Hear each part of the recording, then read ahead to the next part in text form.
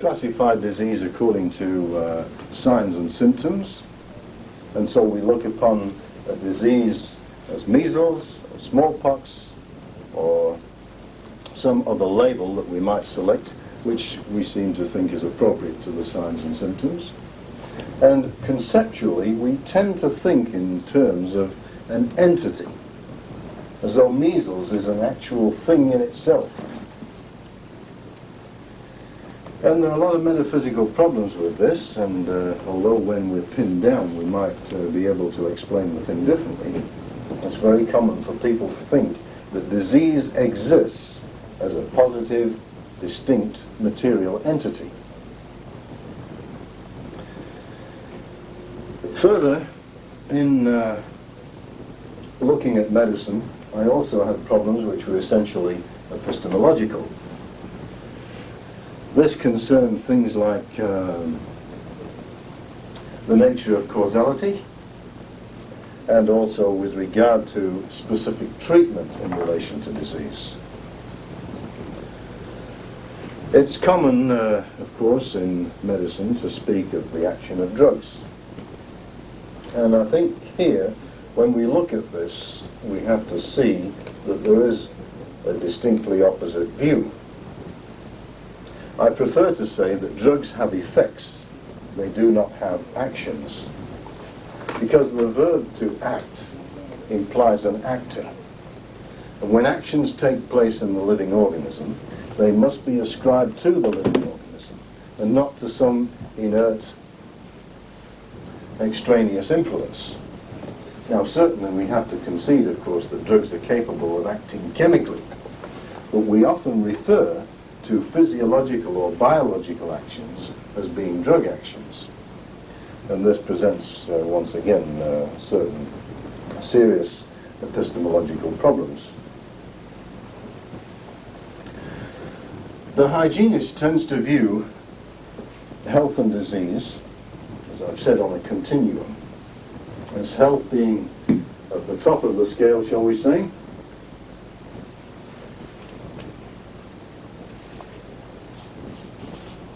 we place health at the top of the continuum, and at the bottom we can place death. And of course, as this is a continuum, it's something that is fluctuating. It's a fluctuating quality of the function of the organism. And at a certain point, we might say, there is a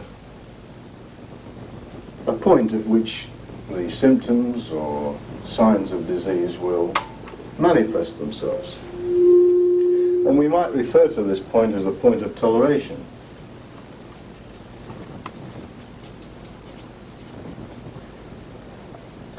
And generally in health we're fluctuating in this area here. At this point, of course, we manifest symptoms. And these symptoms will develop, and of course if they are progressive, then we go down towards the more serious degenerative changes until we reach expiration. Now, as we're all well aware, health is not a static condition. It is a fluctuating quality that will vary from day to day or even hour to hour.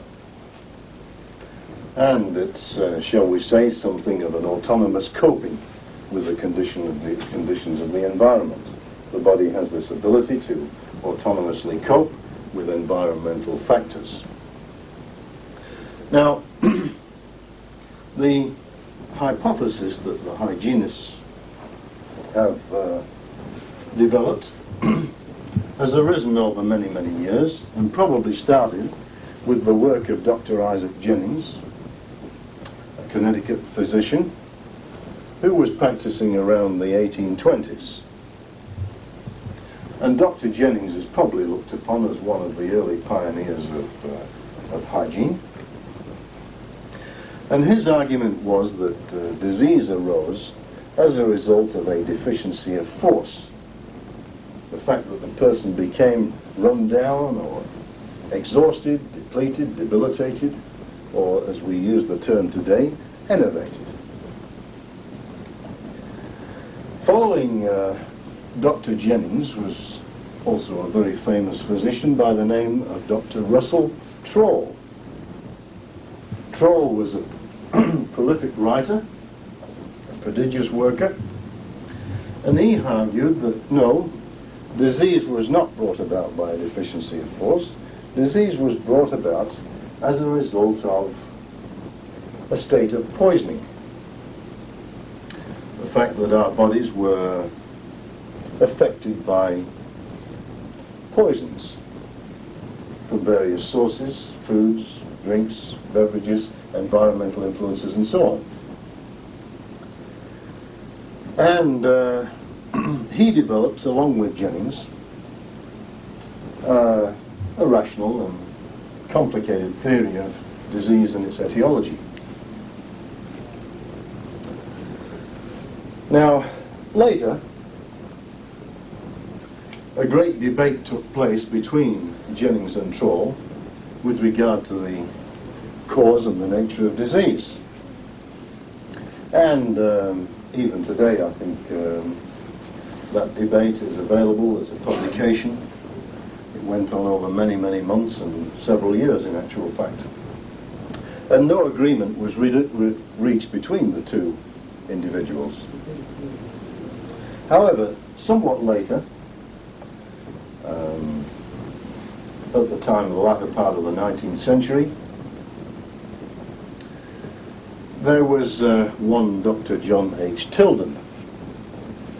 Tilden died around about 1940, and he saw that to some degree both these men, Jennings and Troll, were in part right. And Tilden was the first to see that it was possible to unify these two theories. And he put forward his innovation toxemia theory. And Tilden argued that disease arose as a result of innovation or a deficiency of force or debilitation, which disturbed nutritional processes within the body, checked elimination, interfered with metabolism to an extent that we had, developing within the tissues, an increase in the quantity of the intermediary products of metabolism. And that disease was an adaptation or a modification of the body's functions as a means of defense or adaptation to this metabolic change. And so this theory was somewhat unified. Now, the factors influencing the development of disease may be looked upon, we might come back to that later, as related initially to heredity,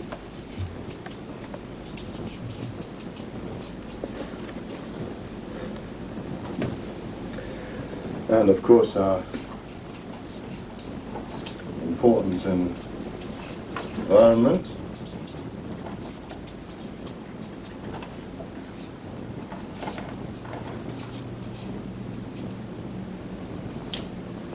the other point I'd like to put in is use or function, something that is very rarely considered in this issue.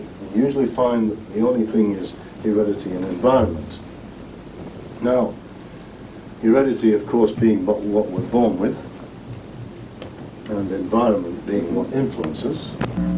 And also we have this third point, which, as I say, is usually neglected, and that is the self-generated action of the individual, the use of the self, which has a very important influence on both of these other factors. Now, this concept of use I use in an extremely wide connotation. But this idea first came to me in my early studies of biomechanical factors, when I encountered one famous Australian, as a matter of fact, by the name of F. Matthias Alexander. Now, Alexander was merely concerned about use in the sense of mechanical use, not use in the sense of the total physical habit that I tend to employ the term. Now, Alexander was a Shakespearean actor. He performed in many areas of the world, but at the time he was settled in London. And Alexander, as a result of his reciting, lost his voice. Consulted specialists in a number of places, well-known specialists at the time, who would give him the appropriate gargles and other medication. He would recover his voice, return to his recitations, and lose it once again. After a period of time, being a relatively intelligent fellow, Alexander decided that he must be doing something when he recites that he doesn't do at other times, because in normal conversation he never lost his voice. When he was acting and reciting, he would lose his voice. So Alexander spent a great deal of time, 11 years in fact, more or less in front of a mirror, reciting, observing how he used himself, in what way he brought about this problem. And he published a number of books: Man's Supreme Inheritance, The Use of the Soul, Conscious Control of the Individual, The Universal Constant in Living. And he put forward an interesting theory. Put forward a theory that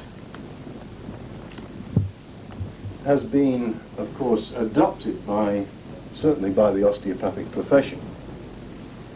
Although the osteopathic profession would probably not agree that they got the idea directly or indirectly from Alexander. That there is an important reciprocal relationship between structure and function in the body. Now, the osteopathic profession developed initially with the claim that structure governs function, which of course for a long time was an important biological principle. It has since been abandoned because it's quite obvious that function determines structure as well. So we have to see this intimate correlation, reciprocal correlation between structure and function. So I consider that very important in this triad is the term use. And this does not only mean mechanical use, it means the total use of the individual, how the individual uses the organism throughout life, the way in which they generally treat it. Another area of epistemological conflict in medicine as opposed to hygiene relates to causality. Now, from my point of view, the hygienic position is that disease, of course, is multi-causal. It is rarely, if ever, the result of one cause. And these multi-causal factors lie in many different areas. They may be purely biological, environmental, and they may be psychological,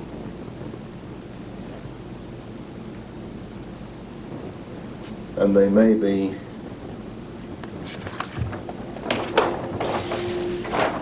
extraneous as well as intraneous. Now, in looking at the nature of disease,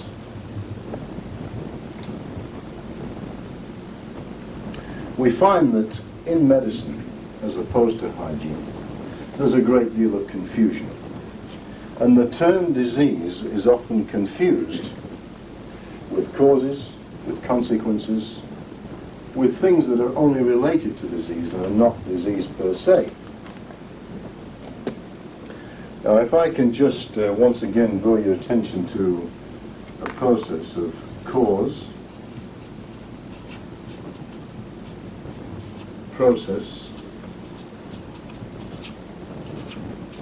effect.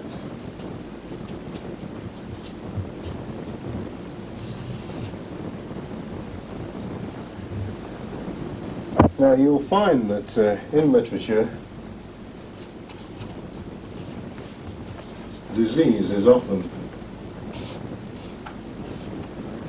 related to all three without any clear distinction.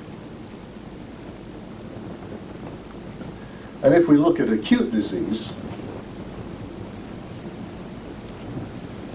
in acute disease, we find that it is considered to be contagious, infectious, communicable. So we speak of a contagious disease or an infectious disease. Now, once again, an assumption is being made because it is generally believed that these so-called infectious, contagious, or communicable diseases are related to microorganisms. Now, clearly microorganisms should fall into the category of cause. They are, shall we say, a cause, a factor in the cause. A microorganism is not a disease, and yet we're speaking about an infectious disease.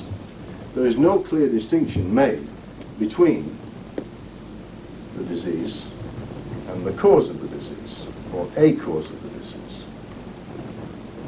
Now, once again, looking back on the germ theory of disease, this developed at a time when biological philosophy was in a state of flux. A great deal of controversy was raging. This is in the mid-19th century, and Darwin and Wallace had announced their theories of evolution, and the survival of the fittest was the order of nature. Huxley had depicted nature as red in tooth and claw. There was this tremendous competitiveness involved in nature, competitiveness for survival. And of course it was timely that Pasteur should announce his germ theory. This seemed to explain a lot. And it went along with the reigning biological philosophy that had developed during the 19th century. This idea of the survival of the fittest, the weakest to the wall, and so on. Here were these microbes that were going to devour and destroy us. But of course, at the same time, the controversy raged because a German microbiologist and physician, Dr. Robert Koch, argued that Pasteur had not discovered the cause of disease, and in actual fact was merely making extravagant claims. And Dr. Robert Koch formulated certain postulates which we merely read about in textbooks on microbiology these days. Maybe a brief paragraph about the work of Koch and his postulates. They're not taken seriously any longer, although I think they should be. Dr. Robert Koch argued that if the microbe was the cause of disease, it must be found in every case of the disease, which we well know that this is not so in all cases of so-called microbial diseases, that it must never be found apart from the disease. In other words, if we're capable of finding a microbe in the tissues of an individual and he doesn't manifest the disease, then obviously, why isn't it causing it? And unfortunately, this has very, very rarely been subjected to any serious scientific scrutiny. But it is a well-known microbiologic fact that often the microorganisms of highly virulent character associated with diseases are often found in the tissues of apparently healthy individuals.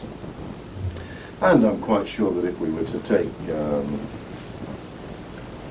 swabs of people here, throats and secretions and lungs and things like that, we would find microorganisms of a number of different diseases, and yet people would not be manifesting the symptoms of the overt disease. Consequently, that presents us with a difficult contradiction. Also, another of Koch's postulates argued that the microorganism must be capable of an independent existence. In other words, it must be capable of survival alone without the support of a host. And finally, he was of the opinion that it should be capable of being independently cultured in survival alone and re-injected into a healthy organism where it should cause the disease. And once again, we find that this does not stand up to scientific investigation, that sometimes the most highly virulent microbes do not produce disease. In fact, the famous German physician, Pettenkofer, who is often quoted, was the person who, in front of his medical students, consumed a test tube full of cholera microbes to demonstrate to the class that in the healthy individual they would not produce any problems. He was a brave man, of course. I think Did it work? I don't know. It worked. He demonstrated the point. I don't think I'd like to go that far, but anyway. So there are difficulties associated with this. And we know that microbes, aside from being believed to be the causes of disease, are absolutely indispensable to our life on this planet. And we can think of very, very basic functions of microbes in relation to our support. And they relate to nitrogen-fixing bacteria, for instance, which are essential for the development of proteins, which are so vital to in our food supply. But it has been possible for scientists over the last few years, the last 20 years or so, to develop various somewhat larger organisms in completely germ-free environments. And they've found that these organisms don't develop properly, adequately, and fully. The lungs don't develop properly and the gastrointestinal tracts don't develop properly. It does seem that this is that it is important to have these microbes as commensals or symbionts in our development. Their symbiotic importance, of course, has been realized for a long time. In fact, one biologist, Hermann Reinheimer, developed a whole theory of evolution following Darwin, based on symbiosis or cooperation between organisms rather than competitive struggle, which was, of course, the essential component of Darwin's theories. The establishment of these facts that organisms do not develop fully and adequately in germ theory and germ-free environments has led us to an understanding of the importance of bacteria in our development. In fact, one can take on the newborn baby. Newborn baby who is virtually free of bacteria, and within a matter of 24 to 36 hours the whole of the gastrointestinal tract is vigorously populated with bacilli, acidophilus bacilli. And these are fostered by the importance of colostrum, which is initially secreted by the female breast, which supports that type of bacteria, which is essential to the adequate utilization of the breast milk, which should subsequently follow. Now, along with this belief in the germ as the cause of acute disease, we have outlined and understood certain biological defense mechanisms that the body has. And the whole theory of immunology revolves around the body's response to environmental irritants, contaminants, and especially microbes. And in fact, the whole theory of immunization is based on what's known as the antigen-antibody theory. That an antigen, or some foreign material, protein generally, microbe, constitutes an antigen, and when in contact with the tissues will stimulate the body to respond in a certain way, which it does by the production of substances called antibodies, which are the body's defense against the antigens. And this sounds very plausible. And once again, like so many problems, when we come to investigate aspects of reality, we find that the theory sounds so beautiful, but when we look at the actual facts, they're not quite as accommodating. And it's been clearly shown, for instance, that the body's ability to defend itself against antigens is multiple and not purely related to this immunological response of the production of antibodies. And we find that there are children born with certain defects in the immune system. They are incapable, should I say, of producing antibodies. They suffer from a condition called agamma-globulinemia. And it's interesting, although these children are pretty sick, that they can go through some zymotic disease, such as measles, and recover quite spontaneously, as normal children do. And yet here's a good example of them doing so without the ability to produce any antibodies. So once again, that theory has a few holes in it, and the whole of the concept of immunization is really based upon that supposition. And looking at this as an aside, people will often say, that's interesting, now how do we account for the fact that we've eliminated things like diphtheria and poliomyelitis with immunization? Now, it's a historical verity that diseases are often cyclic. They do go through periods. They come and go. Looking at poliomyelitis, for instance, there was a massive epidemic of poliomyelitis after the First World War. In those days, it was referred to as infantile paralysis. In the mid to late 20s, it disappeared and didn't appear again until after the Second World War. And it was appearing in seriously epidemic proportions in the late 1940s. In the late 1940s, there were about 50 cases per 100,000 people. Around about 1950, the figure had dropped to 37 cases per 100,000 people. By 1955, it had dropped to 13 cases per 100,000 people. And it was in 1955, of course, that the vaccine was introduced.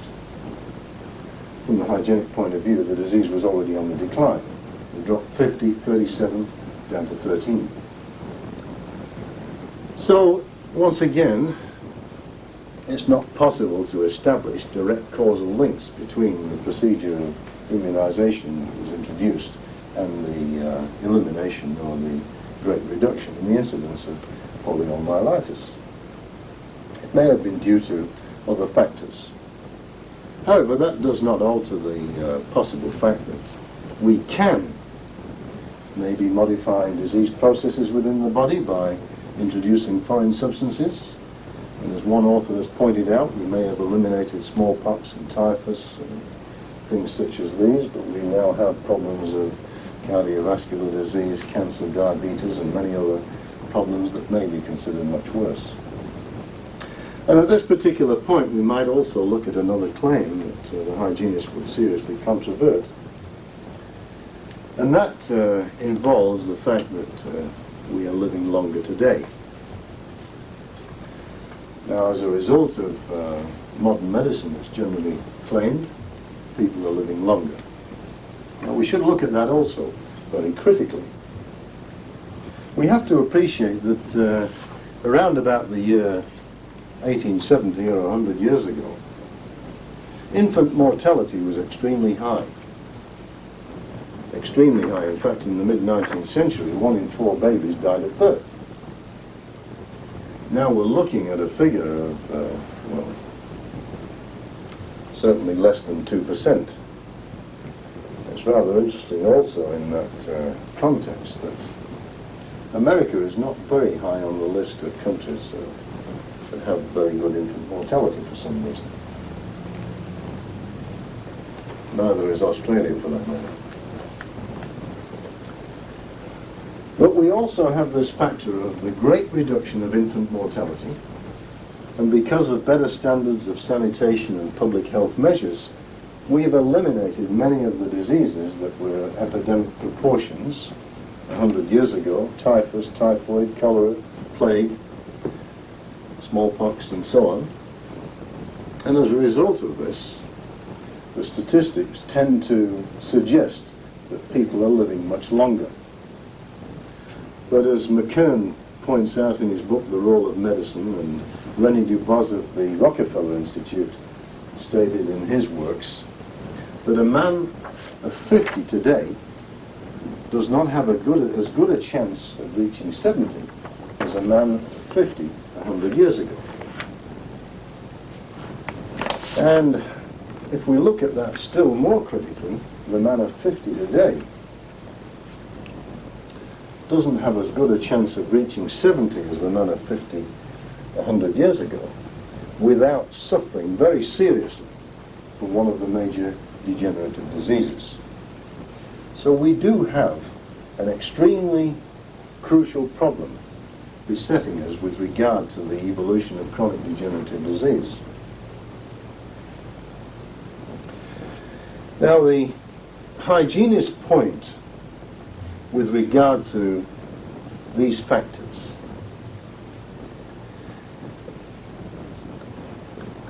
as cause of disease, as I indicated earlier, we're looking at multiple factors. We would argue, for instance, in relation to acute disease, which is often related to microbes, that the microbes are certainly a factor, but they are not fundamental and not primary, that they are secondary or tertiary factors. Now, what support do we have for this? I think that probably the most significant support was provided by a study that was done in the United Kingdom and published in the Lancet way back in 1967, where the microbiologists were interested in the changes in the symbionts, or the bacteria that were present on organisms in hospitals where they were investigating. And they found that these commensal bacteria,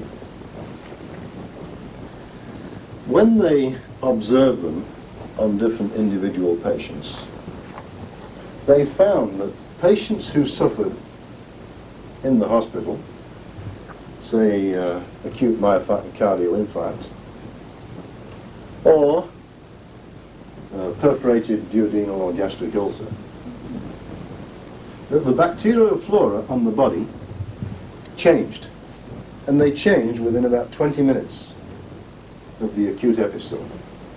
In other words, a person would have acute myocardial infarct, and within 20 minutes, the bacteria found on the body, normal commensals, were starting to change.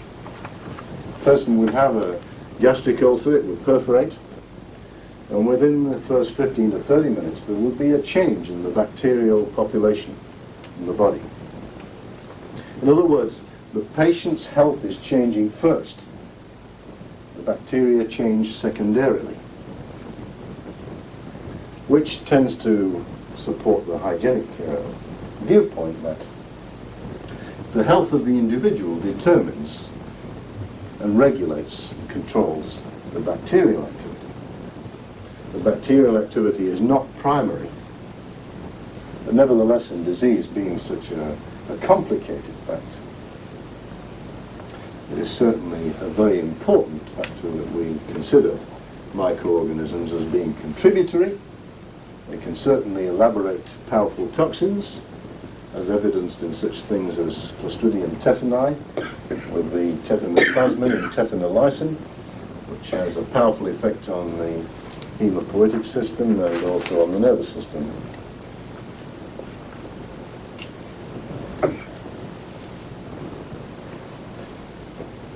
Now, it's been pointed out, for instance, in any epidemic disease, and taking an example of that, poliomyelitis, everybody in the community has the virus. Certainly it's circulating in the community. It would be very difficult for a person to live in that community without contacting the virus, and yet not everybody is sick. So consequently, we would certainly argue strenuously that health determines the reaction and controls the action.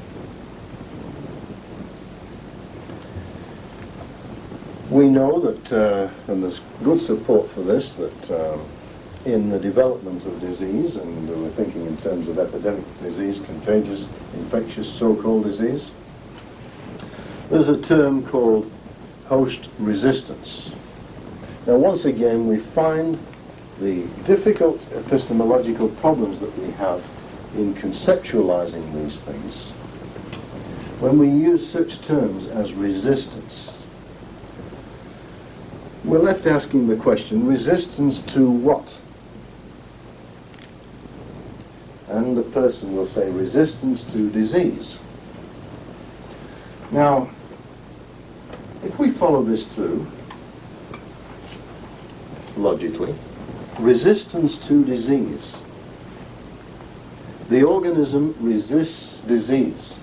Now this gets us back again to this entitative concept, as though disease is something out there that has some independent existence aside from the living organism. Disease is something out there, it's an entity that we resist. Now, that's very, very difficult to support. Anything that we might be resisting, and certainly when we talk in terms of microbial host relationships and the host resistance, what we are resisting is the cause, i.e. a cause, microorganism, not disease. Hence the confusion. Now, I believe that we don't resist disease. I believe we produce disease. Disease is an action on the part of the living organism. You look at the symptoms of fever, inflammation, coughing, spitting, diarrhea, vomiting. These are actions on the part of the body. These are symptoms and signs of disease. The body is acting. And what I would say, and the hygienist would argue, is the body does not resist disease. The body produces disease, and the disease is the process, or part of the process, of resistance. It's part of the process of resistance to multi-causal factors. And, of course, among these multi-causal factors, of course, are microbes, or certainly types of microbes, that will elaborate toxins which will irritate the tissues.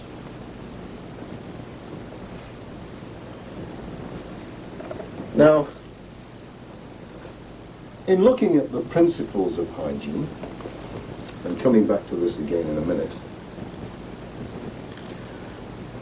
the hygienist has laid down certain basic principles which he thinks are important in understanding the nature of health and disease, understanding the recovery of health, and in indicating the direction in which we should go in order to develop a proper and appropriate health science.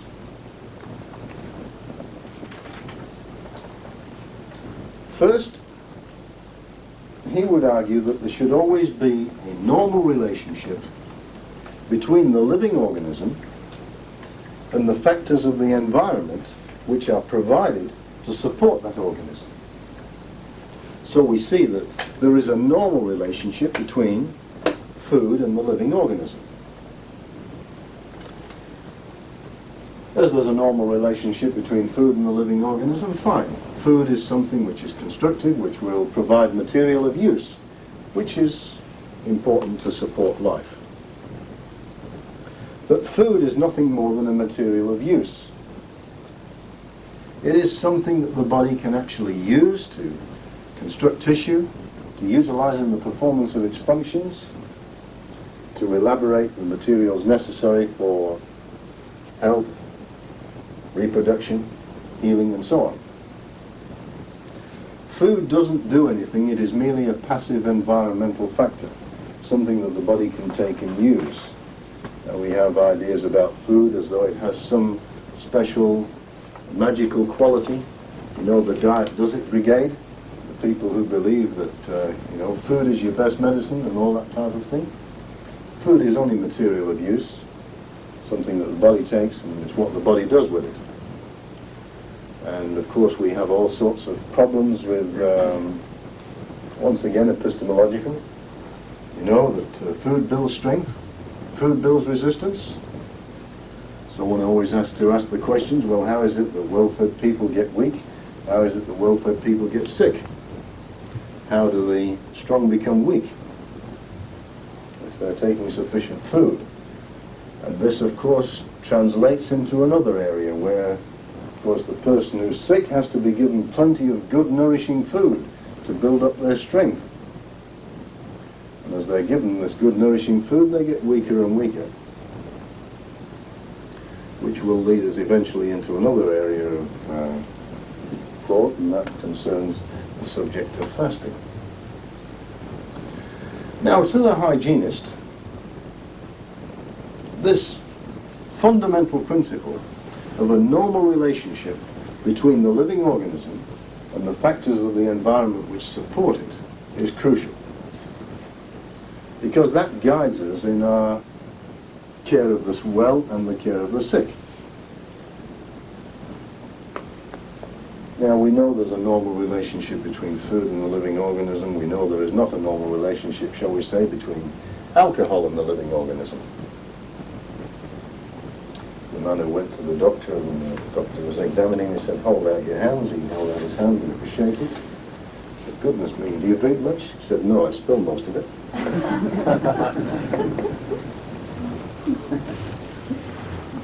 So we can look at things like an area such as cancer. Unfortunately, I have a somewhat extreme view in regard to this, and I think that it's rather regrettable that people who suffer from cancer also have to suffer the indignity of a tremendous amount of abuse before they die. And we think of the, I would call, mistreatment of these sufferers, the fact that they're either treated with surgery, which is probably the least objectionable, chemotherapy, the most violent form of drugging, and these chemicals, of course, that have no normal relationship to the living organism, going back to our first principle. And finally, radiation, a well-known cause of malignancy. Once again, having no normal relationship to the living organism does not enhance function in either health or disease. So once again, it's quite common in conventional medical practice to employ causes in the treatment of disease. And this, of course, gets us back to this very fundamental principle. Now, medicine, generally speaking, is an empirical system.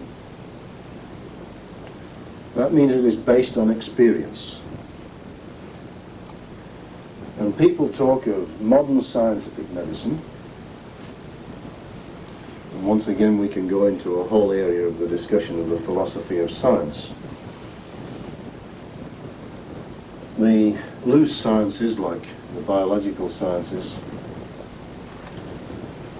are areas which are very difficult to deal with, and in dealing with such a complex situation as the sick individual, very difficult to be strictly scientific about it. So medicine is essentially an empirical system.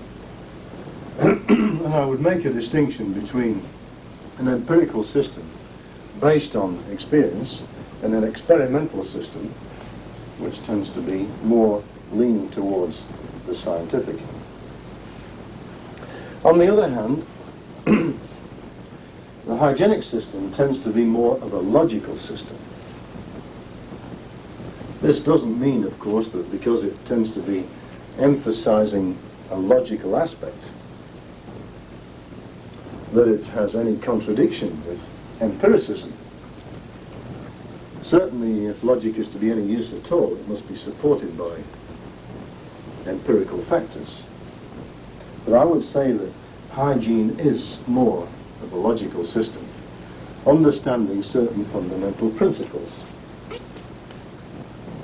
And looking at this first principle of the normal relationship between the organism and the environmental factors which relate to it,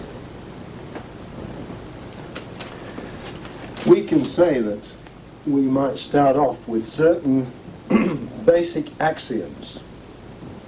I mean, everybody has to start somewhere. The scientist has to make the assumption that reality has some independent existence.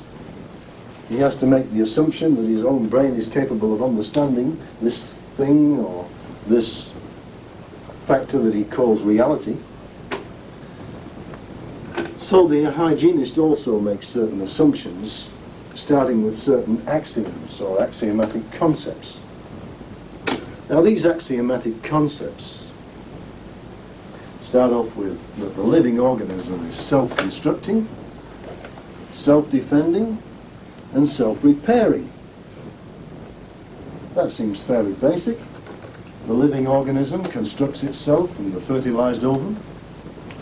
The power that builds the organism is resident within that fertilized ovum, and providing it is supplied with the necessary environmental influences, food, air, water, etc., it will grow and develop. The power of construction is resident within the cells. That the body is self-defending is once again self-evident. That it is self-repairing is also self-evident. So these are really the basic axioms that hygiene adopts as a starting point. The living organism is self-constructing, self-defending, and self-repairing.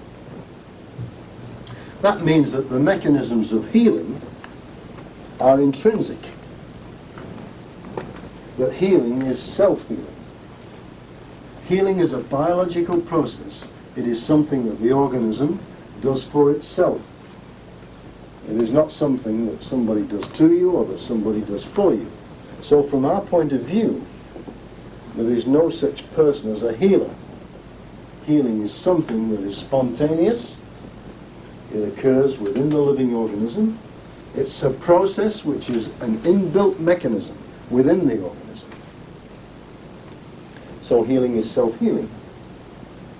What we have to do, what we have to try to understand, are what of the factors, what are the conditions that we have to provide that are going to, shall we say, encourage the organism to heal? What are the factors which are going to enable it to accomplish its remedial processes, to restore itself to normal when it is damaged or sick? We also have to look at what are the factors, and this is crucial too, that are going to prevent spontaneous healing from taking place. I remember many years ago, way back in 1967, and I'll relate this case a little bit later, the person who was extremely sick, they had what I believed at the time, and many other physicians believed as well, terminal cancer. But we decided, to consultation with the patient and the family, that we'd try certain procedures. And nobody was more surprised than I when the patient recovered. The hospital, one of the major hospitals in Sydney, Australia, who conducted the original investigations, ran the necessary tests again, and the person was well. They could find no significant evidence of the pathology that previously existed. Now, okay, they said spontaneous remission. Pretty words. Yes. Now, of course, I don't mind that. Anybody who recovers health, it's a spontaneous remission. Because the ability of the organism to restore normality is a spontaneous phenomenon. It's something that's resident within the tissues. The only thing that we have to learn, and I don't claim to have learned it, I have some of the answers, but certainly by no means all of them. I'd certainly like to know a lot more, is how we can encourage a spontaneous remission. How we can provide the conditions and remove the impediments so that a spontaneous remission can occur. I think that's very important. Now,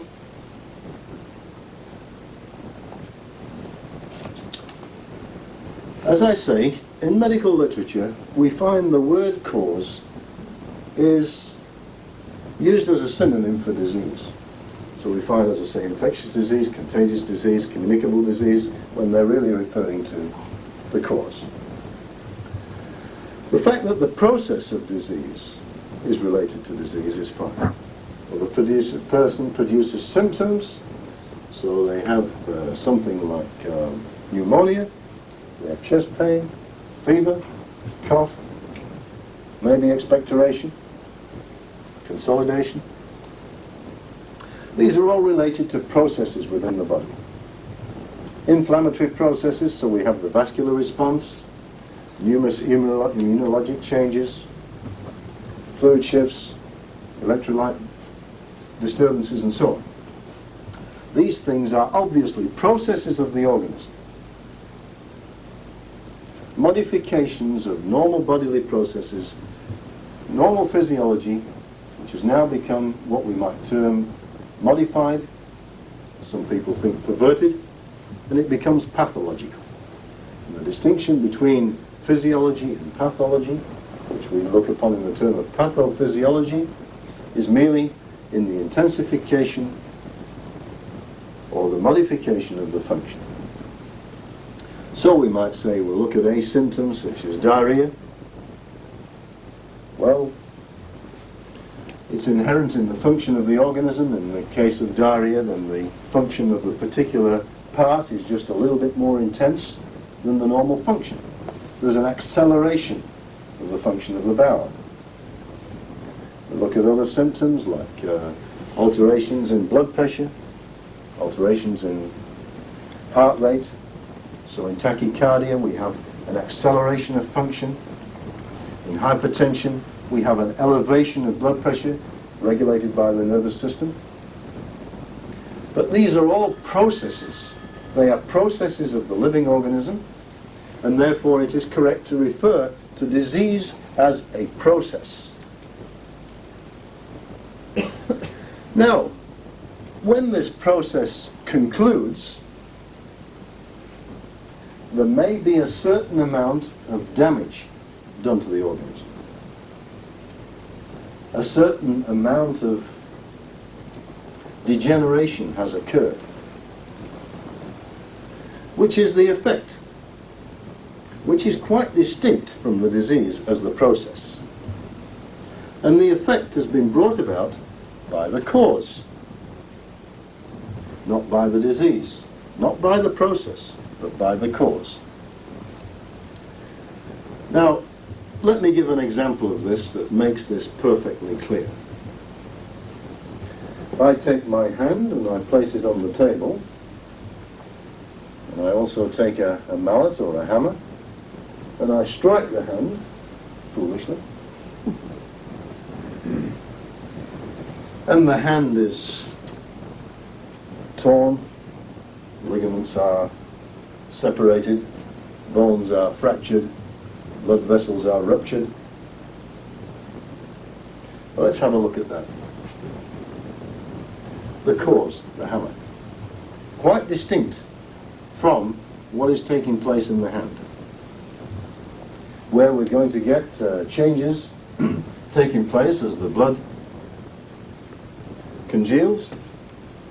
The inflammation occurs as a process of the healing, and eventually the bones will knit, the ligaments will regenerate, blood will clot, and healing will take place. That is the process. So we have the hammer and the process of healing. But what I'm left with afterwards, the hand is deformed. An effect of the cause, not of the process of the healing, not of the inflammation, not of the knitting of the bones, but of the hammer. Cause and effect. And in the middle is the process, which is the body's means of dealing with the cause. A means of defense, adaptation. Disease is multiple in its function or process. Disease we might look upon as defensive because it involves the body's defense mechanisms, the way in which the body handles environmental influences. It's remedial in the sense that it's also part of the process of healing, where regeneration occurs. It is adaptive in the sense that if it cannot escape causes, adaptations will take place. We have a distinction also between acute disease and chronic disease. A chronic disease being more adaptive than acute disease, but adaptations do occur. Now, to look at this process of adaptation once again, we can say that in adaptation we have a certain amount of toleration to an influence that is possibly not beneficial. Now, an example, for instance, just from everyday living. A person who does not drink, for instance, the social drink of coffee, might take a cup of coffee, and there might be quite a dramatic effect. There will be increase in the heart rate, increase in respiratory rate, increase in insensible perspiration. The vascular response will be significant in peripheral vascular changes, and the effect will be quite dramatic. The person may themselves observe quite noticeable psychological and emotional changes. They seem a little bit agitated. Now, on the other hand, the person who regularly consumes coffee, we won't notice any of these effects because adaptations have taken place. Because of a cause that the body couldn't escape, a cause that has been applied over a long period of time, and a toleration has developed. Now, we see that also in relation to tobacco smoking. I mean, most of us at some stage in our lives have tried tobacco smoking. I know when I was a young fellow I did, and almost regurgitated my lungs. But of course it was obvious to me at the time with smoking that my body was indicating unmistakably it didn't really want it. It was coughing, it was uncomfortable, and so on. But I realized that if I'd have continued, I might have even got to enjoy it. A toleration would have occurred. Now, This, to the hygienist, is the point where we make a distinction between acute disease and chronic disease. Chronic disease involves a certain amount of toleration or adaptation because of many causes that have been applied over a long period of time. The body is unable to expend the energy involved in acute disease, because we must realize that in acute disease, this process is an expensive process. It's extremely energy consuming. And as we know that in acute disease, often one of the symptoms of acute disease is prostration, because there's so much energy involved. With high fever, acceleration of circulation, respiration, and so on, a great deal of energy is being consumed. And we also know that in acute disease, that taking large quantities of food, and particularly large quantities of protein, cannot maintain nitrogen balance within the body because of the body's inability to adequately utilize the food under the circumstances. Acute disease being such an expensive process, and the fact that the energies of life are not inexhaustible, sooner or later the organism has to conserve that energy expenditure. And we see a distinction between acute disease and chronic disease. The disease process becomes less energy expensive as adaptations take place and less energy needs to be expended. But I do want to emphasize the importance of having a clear conceptual understanding of the distinction between cause, the process of disease, and the effect of the cause. So one might amusingly argue, of course, that nobody ever dies of disease. They're killed by the causes of disease, because it is the cause that's going to bring about the process, and it is the cause that is going to produce the ultimate effect, whether that is damage to the organism or even, on our other scale, death. Actually, I think it might be appropriate if we can take a bit of a break there, and maybe we can have a few questions for a little while. What do you think? You want to take questions before we take a break? Well, yes, I think so.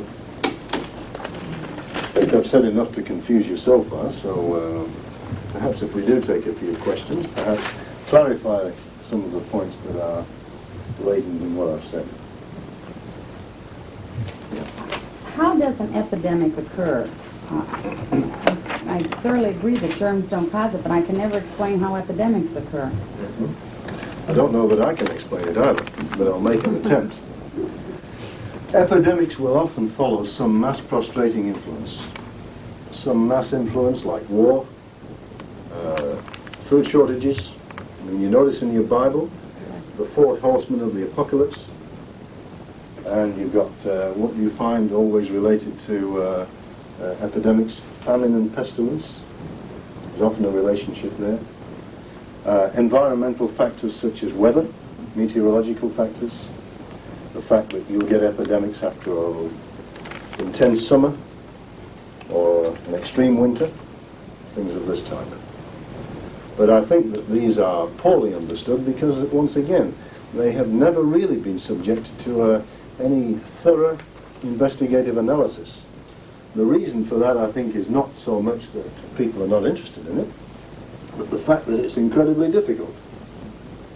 A lot of people would be interested in it, but to do it would be very, very difficult. I think we can see a lot of evidence for the support of a mass prostrating influence.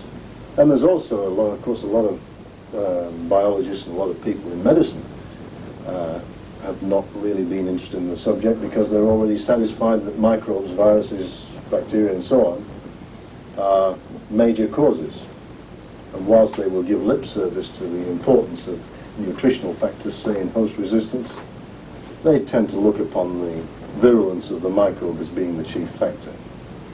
But I'd say in epidemics you notice certain things, that the death rate is usually highest in the earlier part of the epidemic, and that's when, as far as we're concerned, the most debilitated, the most enervated are likely to develop the disease. The death rate is always highest among the older people in many epidemics. And there are also older people are affected more in the earlier part of the epidemic. But even in an epidemic, I mean, one always has to argue that, although it's purely theoretical, that in an epidemic there must always be a first case.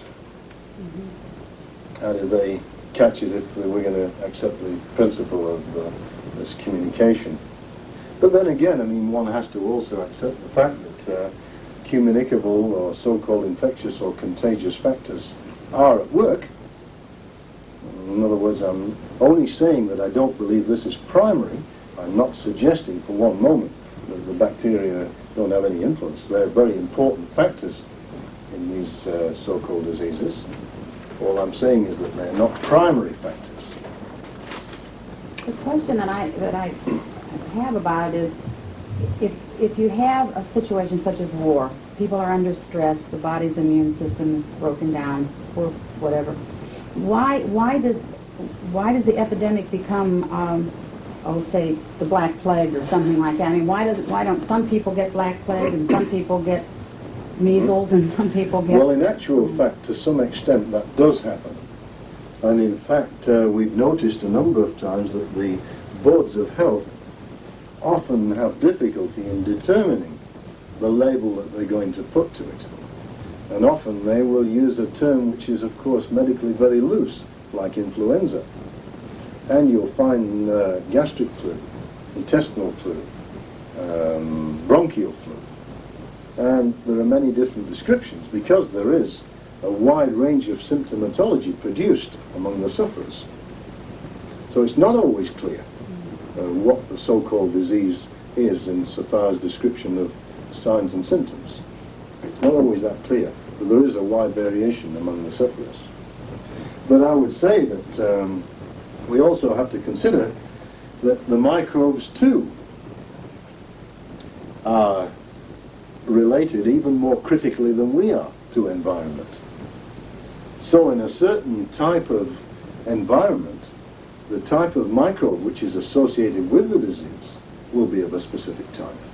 And we might consider that the microbe is a determinant of the type of disease because of its own activity in the community, the production of toxins which will elicit a particular response on the part of the organism. And once the microbe has, shall we say, to use the medical terminology, invaded the tissues and elaborated toxins, then the organism's response as it's mobilizing its defenses against, once again, a cause, then the type of response is going to be similar. So as I say, I think the microbial development is going to also be related very critically to environment. So you're not going to get, say, the activity of the poliomyelitis virus in the wintertime. You're not going to get the activity of the pneumonia, pneumococcus in the summertime. It's going to be related to environment as well. But I think it's a very complicated thing, and so many factors are involved. It would be great if somebody could spend a few millions of the public money to investigate the problem. Thank you. Yeah, I have trouble with reproduced disease. I can't. Environment isn't such a big factor. Is what you're saying, that our environment No, are I'm saying being. environment is a big factor. I'm saying environment is a major factor. And looking upon environment in the widest sense to include, say, nutrition, which is All right. probably our biggest content Yes. of the environment. Yes, nutrition. But on the other hand, you're saying everyone doesn't get the same disease if they're exposed to the same thing, like the guy that drank that. You know. No. So everybody doesn't get the same. what is in our changing bacteria in our body? Is that what causes us to get the disease and this other guy doesn't? Is our bacteria in our body changing due to the food we eat? Now let's just look at this again. You're going to get a disease that I'm not going to get. It's Right. because the bacteria in my body has changed due to diet. Is that if it's the way a you would bacterial, simplify if it? it's a bacterially related problem, yes, I would say that you are providing a suitable environment. Because of your level of health, you are providing a suitable environment for the bacteria, whereas I am not. Okay. And that may be determined by a wide variety of environmental factors. Of course, a major consideration there is nutritional status. It's got to be considered as important. But I'm Okay. saying the separating environmental that. factors All right. are predominant. And we have to consider bacteria as part of the environment as well, in the total sense. But the bacteria may be considered as determinants. The fact that as a result of the toxins they elaborate and the activity that they engage in, that they will have an influence on the type of response that the body makes in producing the disease. Now, to say that the body produces disease, let's have a look at an example of that. If I take a glass of a glass of water, and inadvertently it's been contaminated in some way. So I drink the water, and my body is going to respond to that because of this is contaminated water. So I might get fever, vomiting, diarrhea. I mean, anybody who's been to Mexico has probably experienced this. But you might Now, not, too. I might not You too. might not. That's the point. Right, no, yeah, but that's only a point in regard to a very fundamental thing that I have stated. The fact that it is the body that produces the disease. Now, maybe the body can handle that toxin without intensifying any function. It can detoxify it in the normal way. I mean, let's face it. Why? Why? Well, the body is a poison factory to begin with. Why? Many... What do you mean by I'm studying this now. I'm studying the turning points Right. for a course I'm taking. Uh-huh. You're including nutrition as the environment, though. As part of it. Right. Mhm. Whereas I think he's separating it Uh-huh. as a different, the Well, I think environment's that one thing. nutrition or food is nutrition, yeah. is our major contact with the environment. Right, yeah. But the important thing is that if I consume this contaminated water, my body's response could be anything from virtually completely unconscious, I'm not aware of any change, but it will still deal with the toxin, to the most violent fever, nausea, vomiting, diarrhea, abdominal cramps. Now, why would one person manifest that and another person not to the same cause? Because we have the same cause, but the object upon which the cause is having an effect is different from each one of us. Yeah, not I mean, everybody each that one of goes us, to as we Mexico. know, are unique, just like everybody else. Could it be because each individual body has its own toxic level? So that if you are already saturated with toxins, you're really going to react harshly. Whereas opposed someone who's got rather a clean system. That's part of the individuality. Right. Yes. Okay, you have mentioned part of it. The body has its own, shall we say, established toxic level, if you like to use that expression, fine. But that's part of the individual makeup and part of the individual status at that particular time. That's why at one particular time you might get sick and another time you might not get sick. Which gets us back to the other point I was mentioning here with regard to this level of toleration. If I can go back again to just talk about this, we have a health fluctuating here, there's a fluctuating quality. We become debilitated and we go below our level of toleration. The body will respond. It will respond by producing symptoms. Those symptoms are related to either a diminution or an acceleration of certain bodily functions. And that may be partly remedial, defensive, and eliminative. I will take a simple example. I mean, to many people, on Monday morning the person seems to be quite well. On Tuesday morning they have a heavy cold. They're somewhat feverish. The upper respiratory tract is irritated. There's a lot of mucus which is streaming from the nostrils. Now, to most people they were healthy on Monday. On Tuesday, they were sick. To me, on Monday they were sick, on Tuesday they're getting well. Now, okay, because we now got beyond the level of toleration, and the body is responding and is acting to get them back up there again. And it's a spontaneous remission. The body will spontaneously produce the process and they will recover. Yes? That's not a line across there, that's a band or a series of bands across there. Toleration. Okay, I'll agree with that. In fact, that was going to be another point that I was going to come to. The fact that, as we look at toleration, now I mentioned previously about acute and chronic disease, as adaptations take place, we get toleration occurring at different levels until finally we reach the ultimate toleration. That's the point you're making, right? Yeah, and then you have the marginal person down below. Yeah, we have the person fluctuating in here who's Marginal. marginal, that's right. Well, that's a very good way of looking at it. So what happens, in optimum health we have an area of fluctuation here. Now a person will say, right, well, you know, real health is rarely placid.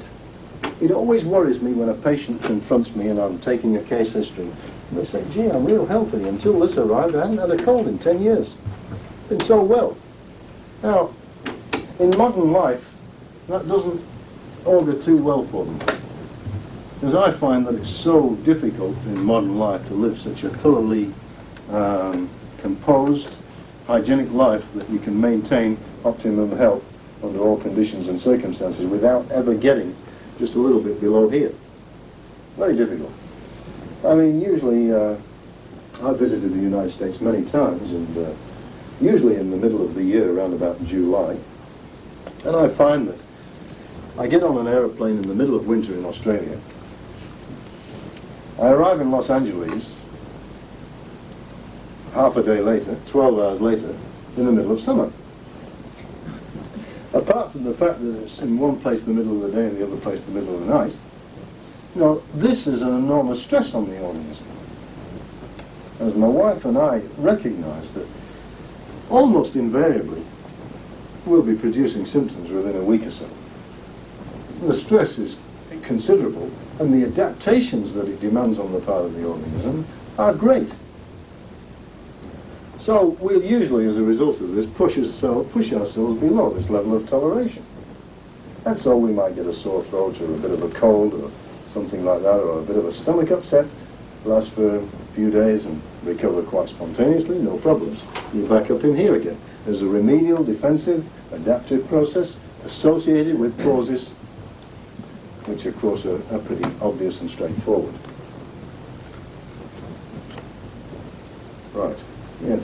On the last chart with the cause, process, and effect, given that the organism is self-destructing, self-defending, and self-healing, how much autonomy do you give to that organism? Because if the effect of some of the causes could be severe without some kind of modulation or intervention on the part of the...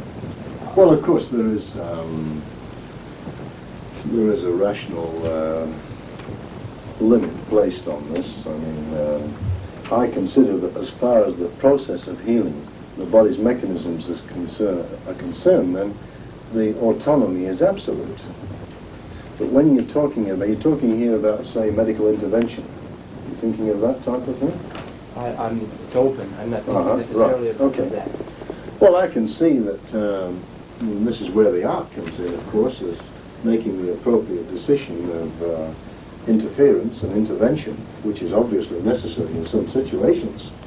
It's sometimes necessary to intervene to remove causes which can be types which may be largely mechanical, or, for instance, the body's ability to adequately handle the cause with the process may be limited.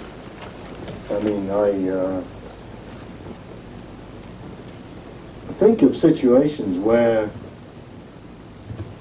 the process is so overwhelming that intervention may be necessary. One can think of this in relation to, I mean, I would say that, for instance, something like acute appendicitis. In 95% of cases, I'm sure that can be quite easily handled without resort to surgery. There is a small percentage of cases where It is beyond the constraints of the body to be able to deal with it. And unless surgical intervention is adopted, the person's going to die. The fact that disease is adaptive, remedial, and defensive, and so on, and the fact that the body's remedial processes are autonomous doesn't mean to say it's always going to be successful. It may not be. Dr. Lynn, when you say it could be handled without surgery, what would you do? What would I do? Well, do nothing intelligently, I suppose. What would you have the patient? Well, actually, this was the turning point in my own career when I was at medical school. I developed acute appendicitis along with a lot of other problems that I had. But that was the culminating thing. And, well, I do what I did at that time and what I've done for many, many patients since that time is absolute bed rest, complete abstinence from all food, very little water, and for the patient to keep as still as possible. And spontaneous recovery will occur in 95% of patients. After all, we have an inflammation, and an inflammation is circumscribed pathological process that one gets in many different situations, like tonsillitis, pharyngitis, hepatitis, gastritis. It's self-limiting. In 95% of cases, inflammation is self-limiting. It is with appendicitis. And I've had literally hundreds of cases of appendicitis that recover within a few days to a week with no problems whatsoever. But very, very occasionally, one will have to resort to surgery. Yes. All right, again, supposing you're faced by some young people and they say, junk food is bad for me, why don't I get sick? Well, the fact is that they do. It's the question of They the do get identification. sick, but a lot of them don't, too. Uh-huh. Right, okay, well that brings us to our point back here, doesn't it, which we mentioned about this factor. That's extremely important, and of course associated with environment, food being an important part of environment, but there are also other important parts. I mean, the young person may be vigorously active in sport. They may be very, very psychologically well adjusted. They may be emotionally poised and things like this. There are so many compensating factors that may enable the body, because of its background and heredity, to stave off the day when any overt disease does manifest. I mean, one can point to numerous examples in history of people who have obviously abused their bodies and have lived to be fairly old age with relative impunity. But we have to look at this question statistically. What is the usual? Now, you're looking at the young people. I don't see the glowing health that tends to be implicit in your question. Seeing a lot of young people, I see them with lots of health problems. And I think that one of the major problems in my own practice that I encounter are problems, many venereal problems, for instance, that readily comes to mind, that many of these young people do have. I think of many skin problems, gastrointestinal problems, upper respiratory tract infections, chronic catarrhal conditions, Mental, mental emotional disturbances. Yeah, I really don't see the young people on all these junk foods as being as healthy as all of that myself. Anyway. Right, shall we have a break for a little while? Talk about Recovery factors.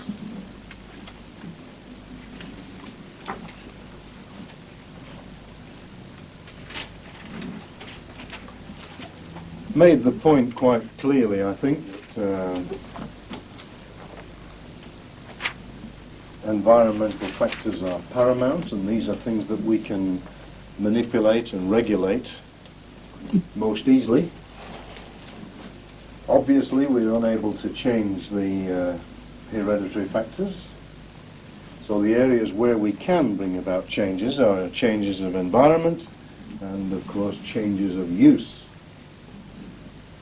And, of course, this involves, of course, the total impact of lifestyle change. Lifestyle change means that we're influencing the environment, and we're also influencing the person's pattern of use. Now, in my practice, something that I employ fairly extensively in dealing with the sick is a process of fasting. Now, fasting has enormous remedial benefits, advantages, and it can be rather complex. But by fasting, first of all, we'll start with some sort of definition. I mean the voluntary and complete abstinence from all food except water, looking upon water as an important nutrient.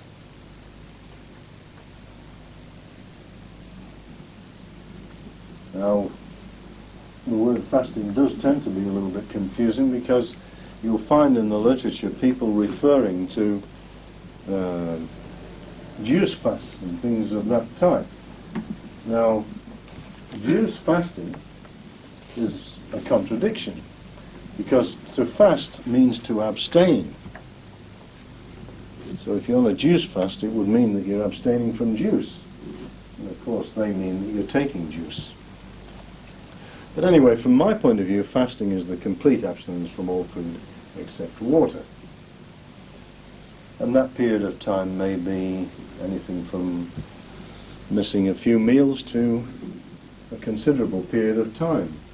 The longest fast I have personally conducted is 103 days, which is quite a long time, but there is a case on medical record of somebody who fasted 384 days. That's well over a year. But Very heavy to start yes, with. of course, the person in the medical literature, that person was fairly enormous. We're looking at somewhere 400, 500 pounds. The person in my experience that fasted 103 days was approximately 200 pounds. They lost 97 pounds during that fast. And in actual fact, that particular case was the one I was referring to earlier, which I considered myself terminal. This 46-year-old male who had been discharged from Sydney Hospital with malignant development in the lungs. The right bronchus was completely occluded and the right lung collapsed. There were multiple secondaries in the axilla and in the other lungs, the other lung. And, well, I personally didn't think there was much hope of recovery, neither did most of the other professionals that had been seen at that particular time. This patient did decide they wanted to fast, and we thought we'd go ahead and see what happened.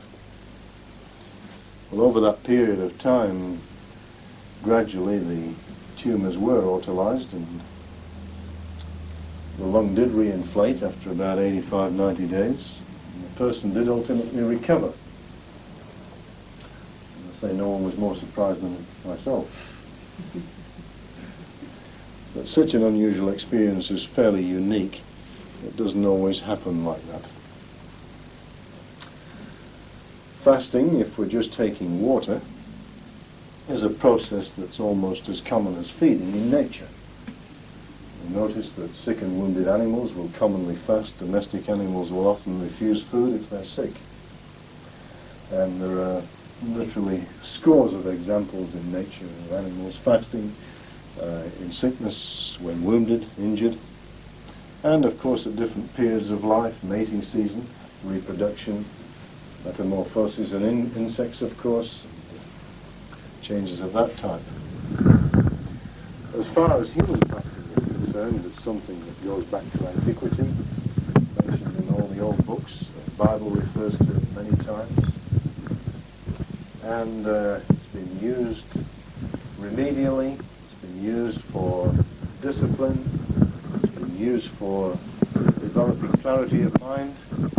It's been employed in a wide range of things. Religious disciplines have often and are noted for the employment of fasting and the development of a disciplinary life. But fasting in the so-called therapeutic sense or in the remedial sense may have been used for a long period of time, but documented work on it is fairly scant until recent times. During the 19th century and early 20th century, fasting experienced a period of popularity. There was quite a number of books written on the subject, and a lot of vaguely empirical and experimental work was done with the subject. But I think the really first scientific appraisal of the subject of fasting was probably done by Francis Garneau Benedict at the Carnegie Institute, who published his findings in the book A Study of Prolonged Fasting, which was published in 1915. And he might be considered the father of the scientific investigation of the subject of fasting. His subject, Professor Levanzin, fasted, I think, 31 days. During that time, he was subjected to extremely close scientific observation. Now, a lot of work has been done probably in the last 2 or 3 decades to enable us to understand the mechanisms that are involved in fasting. Now, if we look at acute disease that we have talked about, pneumonia, smallpox, typhoid, cholera, poliomyelitis, the common cold, any acute disease as a matter of fact, you will observe, or if you look in the medical texts, you find that one of the first symptoms to arise is anorexia, or loss of appetite. We find often that the body has a coated tongue and a foul breath, impaired sense of taste. There is loss of appetite. The body is indicating fairly unmistakably that it doesn't want food.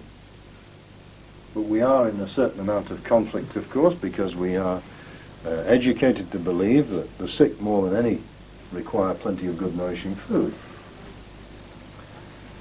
The hygienist, of course, would argue the opposite. We would say that that's the last thing the person needs, because they're not able to handle it. There's no point in forcing food upon the sick organism when there is no ability to utilize and appropriate it. Now, the person has lost their appetite, they're fasting. How does the body derive its energy? First of all, we realize that glucose is the major source of energy in the body, that we function largely through carbohydrate metabolism and to some extent through fat metabolism to elaborate energy, that the basic coin of the body's energy is adenosine triphosphate, derived by the oxidation of glucose. Now our glucose level is going to, or our glucose stores, is going to diminish very quickly when we stop eating. In fact, within a matter of a few hours of ceasing to eat, our blood sugar level will start to fall. In fact, going from an evening meal to a breakfast meal, we notice that the blood sugar level will drop quite significantly.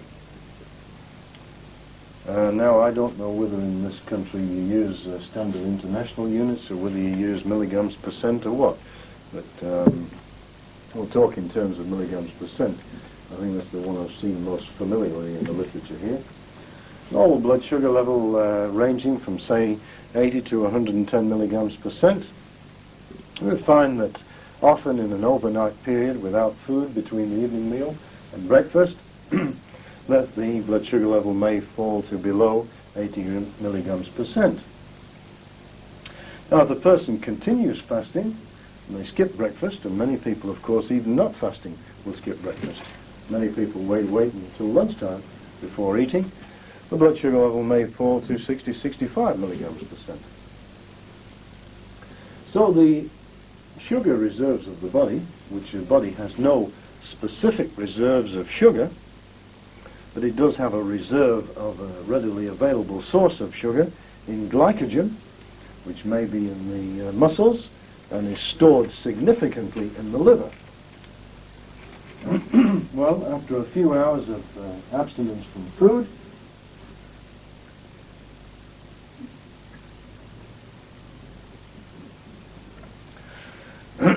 the body will be well into breaking down its glycogen reserves. And so therefore we have the process of glycogenolysis, and the body is maintaining its blood sugar level from its glycogen reserves in the liver and muscles. This won't last very long either.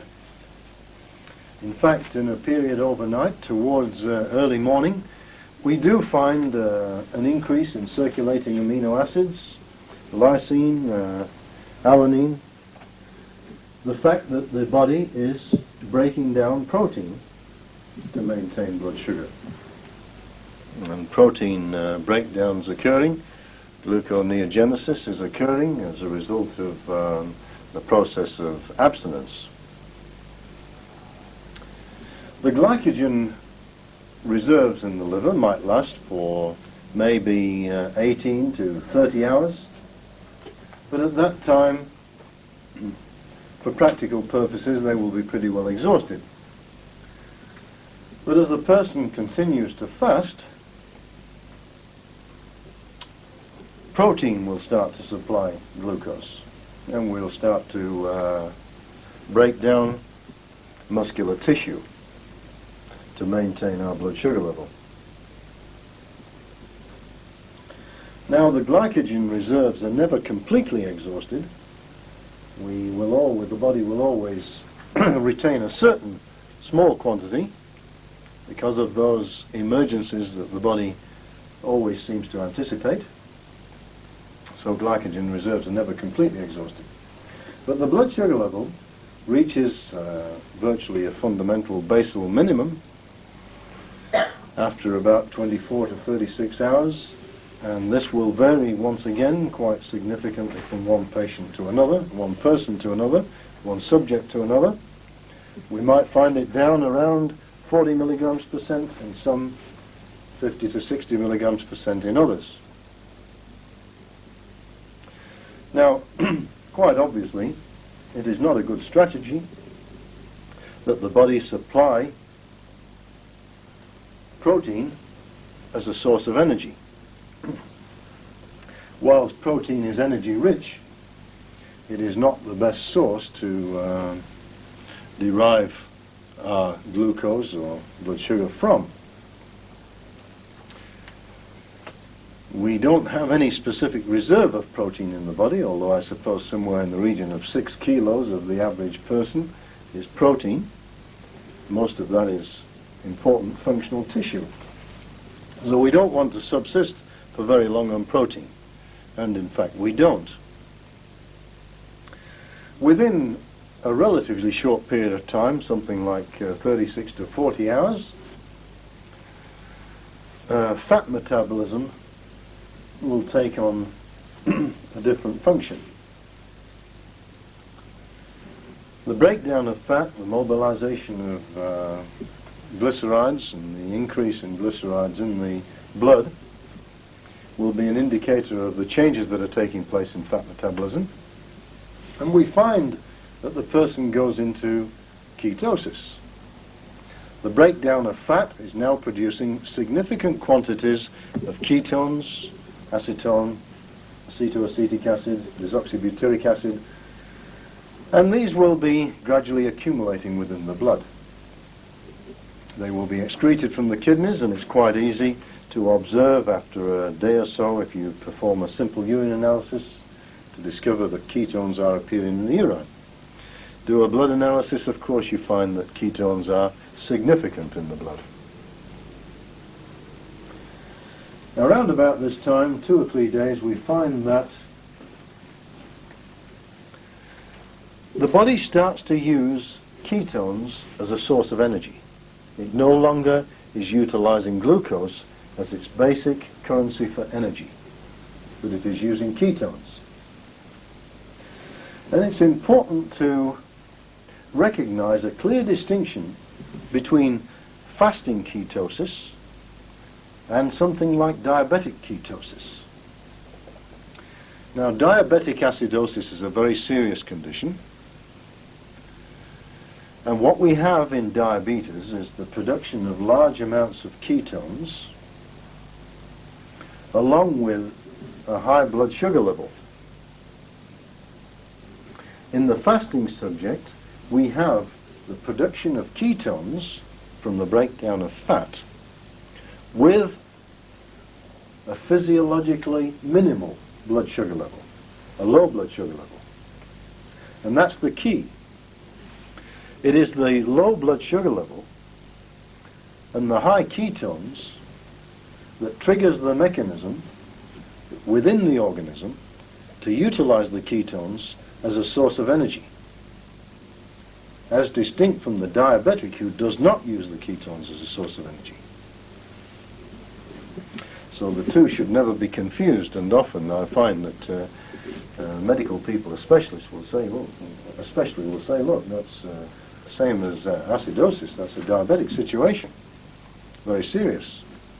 And they virtually label it a disease called ketosis. But ketosis is a natural physiological phenomenon during times of deprivation, scarcity, and it's part of the body's ability to adapt to this environmental situation, which would certainly arise from time to time in a natural environment. And one observes in nature that animals are frequently cut off from food for fairly lengthy periods of time. So it is a fundamental means of survival. The fact that we can get food by just going down to the store doesn't mean to say that the body in its original sense was aware of that. It had to consider all the possible eventualities that an environment may be thrust upon it, where we can't just go down to the store and buy some food, that we may have to subsist for a fairly long period of time without food, so hence there is a mechanism within the body that will handle this situation. So after just 2 or 3 days of fasting, we get into the situation of ketosis, where the fat is being broken down, producing ketones, and these are being used by especially the insulin-dependent tissues of the body as a source of energy. As a result of the work of Carl at Harvard a few years ago, and the work of Owen in London, it's also been demonstrated that even the brain is capable, which of course we know is not insulin dependent, is also capable of using ketones. But there is apparently a very small area in the higher centers of the brain that still require glucose. And that very small amount is supplied during the fast by the breakdown of protein. But the breakdown of protein is minimal. The breakdown of fat is high during the fast. So fasting does occasion a large breakdown in the fatty deposits within the tissue, which supply the ketones, which supply the energy. Now, a point about fasting that I'd like to just mention as an aside here, that I am opposed to, and that is this fasting that has become very prevalent in certain quarters of people fasting 1 day a week. I've read this in a number of books, that it's a good idea to have a fast 1 day a week. I don't think it is a good idea to fast 1 day a week, because I have just mentioned some of the adaptive processes that are necessary when one attempts to fast. All of those adaptive processes will take place in the first day or two. Now, if you fast 1 day a week, you do not utilize fats as a source of energy. You're essentially utilizing protein, because that's during that adaptive phase. You are also recognizing that we must consider that that first day or so, during those adaptive periods, is a fairly energy expensive process, because adaptations are taking place. And consequently, we find that with those adaptations we may get such symptoms as tachycardia, feelings of nervousness, irritability. They may be more associated, of course, with the withdrawal of one's accustomed stimulants. But nevertheless, there's often changes in blood pressure, heart rate, and things like that, which are associated with glandular changes, increase in adrenaline secretion, because of the initial adaptation. Now, the person who's fasting 1 day a week is merely putting the body in a position where it has to keep making this adaptation and then revert back by adapting once again to normal feeding, which I don't think is a good idea to just keep on doing on a regular basis. And of course there's also the thing that's so fundamental to fasting, that is the point I mentioned earlier about anorexia. And if you decide to fast 1 day a week and you're going to choose Monday as a fast day, it won't be long before you begin to hate Mondays. As you wake up on Monday morning with a roaring appetite that today is your fast day. Now, that's not really a good hygienic principle. Now, probably something that might have been implicit in what I've said so far, but we'll make it explicit. The fact that in hygiene, what we're trying to do all the time is to interpret the needs of the body and to assess the capacity of the body and make judgments accordingly. So these two concepts of need and capacity are vital. An organism has certain needs: food, air, water, rest, sunshine, activity, mental and emotional influences. All of these things may be considered as being among its needs. And recognizing each individual organism as unique, it has a capacity or a limitation of its own. So we have to recognize this individual capacity or this individual limitation. So making a judgment between the need and the capacity of the organism is something that we must try to do all the time. And this is especially so when we're dealing with remedial processes, when we're dealing with the sick organism. Because we don't have the same leeway, we don't have the same area or margin of error when you're dealing with the sick. So assessments of needs and assessments of capacity must frequently be adjusted and modified to suit the circumstances of the case. So we want to get rid of this idea of people fasting 1 day a week. Now, Roy Walford, who's written a book on longevity, is a professor at the University of California in Los Angeles. He's written quite a bit on fasting. Now, he is one who will overeat for 3 or 4 days of the week and then fast the rest of the week, realizing that probably the optimum thing for health and longevity is a low-calorie diet. And we'll talk about diet later. But that's the point that he's come to. And this has been supported by Carlson, Holson, Holzel, Kund, Childs, and various investigators of the problem of aging and the physiopathology of aging. And they know that a high-calorie diet is actually age-producing, or age-accelerating, I should say. Now, Walford, of course, prefers to eat the high-calorie diet for a few days and then fast. I don't believe that that is nearly as good as maintaining the restricted calorie diet in one's general lifestyle and working more towards optimum utilization of calories rather than consuming a calorie excess. Because once again, working on the principles of need and capacity, if we can look upon food as supplying a fundamental need and capacity as being something that we can enhance, then we can improve the body's ability or capacity to utilize that need. Therefore, if we can supply that need in a different form, thus not taxing the organism excessively, we can achieve a maximum performance and, of course, maximum lifespan. From my point of view, although it's partly theoretical, I don't believe it is possible for a person to extend their lifespan. I think we can only shorten it, which most of us go about doing fairly diligently from a very early age. If we are born with a certain potential, we have to find out how much of that potential we can actualize. But there was no way we can go beyond that potential. That is a given, once again. It is resident within the organism. It's part of the organism's basic constitution. But it may have a capacity to function in a certain way for a certain period of time, maybe 120, 130 years.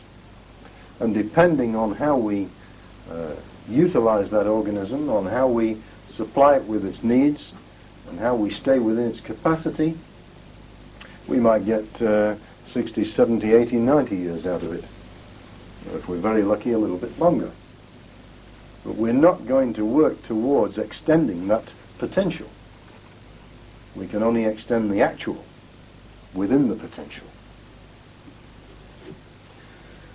Now, the work that's been done on fasting has been extensive.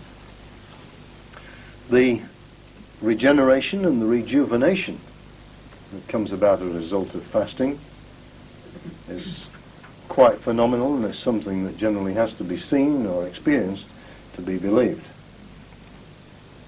Now, I think first of all we should look upon fasting as a physiological rest.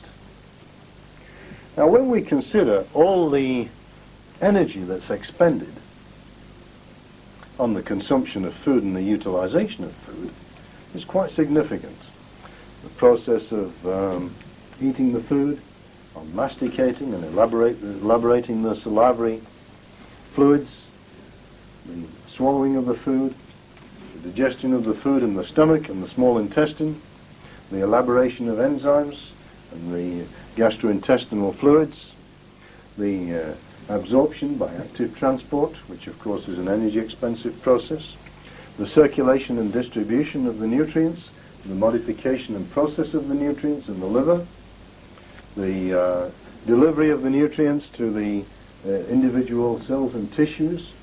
All of these processes are energy expensive. Now, if the food happens to be reasonably nutritious, when the molecules are picked apart at the intercellular level, then maybe we'll get a little bit more energy back from it than we've actually put into it. If the food happens to be of poor quality, of course it will be even less.